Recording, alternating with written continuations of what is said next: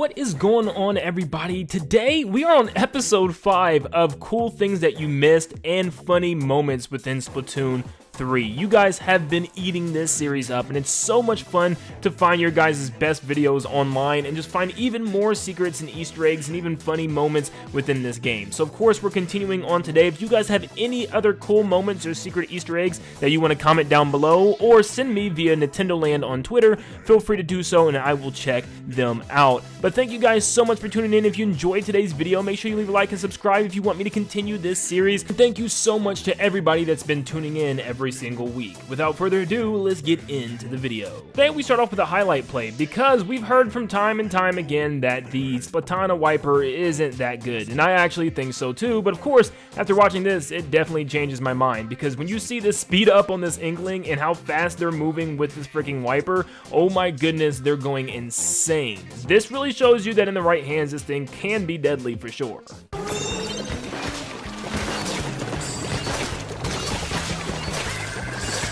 Sometimes it's not really about being aggressive, it's about waiting for your time to shine, and sometimes not even painting anything at all.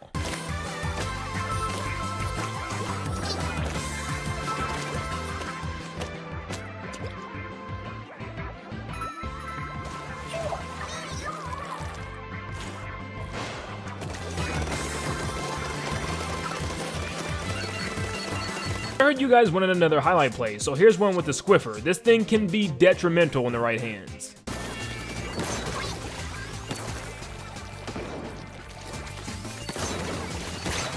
Here's a little fact that I caught rewatching the final boss gameplay I made. So if you notice, if you dive into DJ Octavio's ship to guide it, there's actually a little camera that comes out. It can be hard to see in the big scheme of the battle, but if you look closely, yep, there's a little camera that sticks out showing the Inkling kind of viewing things as they're wiping the goop off of Mr. Grizz. It's funny because it also reminds me of R2-D2 as the little camera comes up when he's in the water or something. I don't know if this is a reference at all, but it's pretty cool. Did you guys know there's a new perk coming to the game? Yep, and it's called Stable Connection Up. Now let's be honest, we all really need this because the servers can sometimes not work in our favor. Squid Roll and Squid Surge can be vital to help us get to places that we probably didn't think we could reach before, and doing so can allow us to reach the enemy territory far beyond previously thought. If you need to get into enemy territory, definitely paint something and use your surroundings, because odds are you can get there with just a couple of jumps. Of course, we gotta have our Megamind meme. There is no Easter Bunny, there is no Tooth Fairy, and of course, there is no Tricolor Battle, because you probably know how difficult it is to get into this mode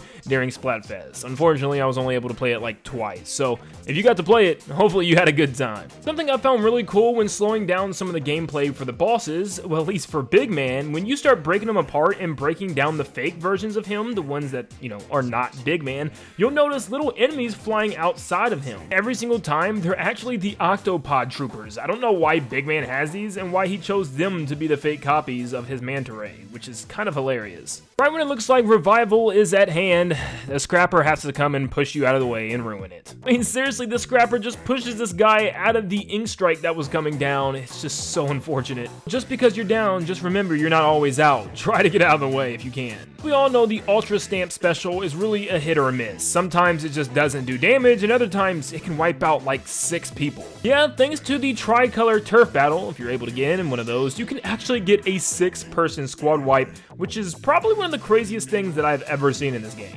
That's a lot of kills. Last time we talked about jumping on the parade floats during Splatfest and finding the glitch in order to get up there and get around and on top of them, but this time we're actually going to dance with all 3 of the deep cut members this time around, because you can actually make your way all the way up on the stage and pretty much dance with them. And if you have your camera mode turned on, you can get a really cool up close picture of all of them. This is something that I think a lot of you guys have seen already, but it's really cool and I wanted to point it out. When you're maneuvering DJ Octavio's ship towards Mr. Grizz, you have to dodge the kind of icky goo fuzzy balls that are floating in space, but if you look closely, they're not just any type of icky goo. They're actually in some sort of balloon form, and you can even see where the balloon is tied at the bottom, and they have little fuzzy ears just like Mr. Grizz. It's a funny little detail I think many people might miss because they're just trying to attack Mr. Grizz and beat the clock. You know me, if there's one thing that I really love about video games, it's speedruns, and here's a crazy one for you within the story mode.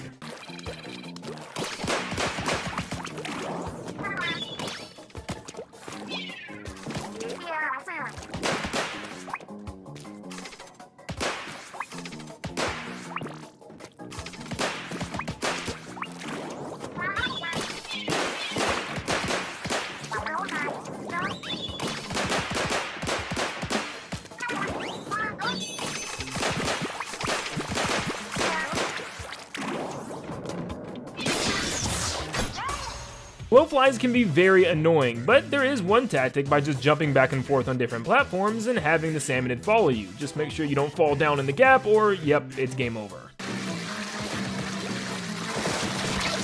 Of course, it wouldn't be Splatoon 3 without a new glitch this week. Well, apparently you can take multiple different weapons, including the sloshers, and hit people through walls and underneath stages. I'm not sure if this has been patched within the recent update for Splatoon 3, but just don't be this person and do this to people. This could just be annoying. So you all know the story mode can be a lot of fun, but also just be a simple tutorial to help people learn different mechanics and weapons and stuff about the game. But who would have thought that this crazy stage was going to actually prepare us for the game as well? That's why you never know when you're going to need some type of trick you've learned within the campaign. And then with our last Easter egg, did you know that each of the members of Deep Cut, when you battle them, have their own logo design in their ink that they spread across the stage? Fry, some of her eels will actually stamp her logo all over the stage, but the ink itself also has her logo there as well. Shivers is probably the hardest to make out because it's the same color blue, kind of just tinted within her ink. Big Man's is without a doubt the easiest to see because it kind of covers the entire stage and it's the same colors as Mario Sunshine, so there's a light green and a darker green mixed in, and it's like super easy to see it. If some of you guys didn't see my past videos and are wondering what are these symbols, well, they're the symbols of each of the 3 clans from Deep Cut. So it's really cool that they're referenced not only within Splatfest and when they celebrate during their newscast,